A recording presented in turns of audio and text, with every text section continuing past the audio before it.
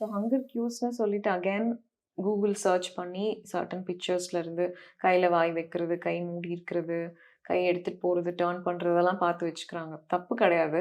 அந்த hunger cues எப்போ fat அவே ஆகும்னு தெரியாது. ஸோ 1 1 1/2 மந்த்ஸ் 45 டேஸ்க்கு அப்புறம் ரிஃப்ளெக்ஸஸ் அண்ட் இதெல்லாமே இருக்காது க்யூஸ் எல்லாம். காமிக்க மாட்டாங்க. என் குழந்தை ஏன் காமிக்க மாட்டுதுன்னு சொல்லிட்டு ரொம்ப கன்ஃப்யூஸ் ஆவாங்க மதர்ஸ். ஹங்கர் க்யூஸ் இப்போ வரமாட்டுது மேம். அப்போ என் குழந்தைக்கு பசிக்கவே இல்லையா?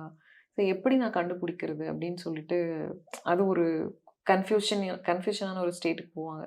ஸோ ஹங்கர் க்யூஸ் வந்து சர்டன் டேஸ்க்கு தான் இருக்கும். 45 டேஸ்க்கு அப்புறம் இருக்காது. ஸோ பேபி வந்து அப்போ நான் எப்படி தான் ஃபீட் பண்ணுறதுன்னா, ஒரு 2 வீக்ஸ்லேயே வந்து பேபியோட பிஹேவியர் வந்து தெரிய ஆரம்பிக்கும் மதர்ஸ்க்கு. ரொம்ப பேஷன்ஸ் வேணும். பேபி வந்து அப்படி அம் மதரோட கையில வந்தோனே மதருக்கு எல்லாமே தெரியும். அம்மாக்கு தெரியல அப்படி ஸ்ட்ரெஸ் பண்ணி சொல்லுவாங்க. அம்மாக்கு தெரியாது.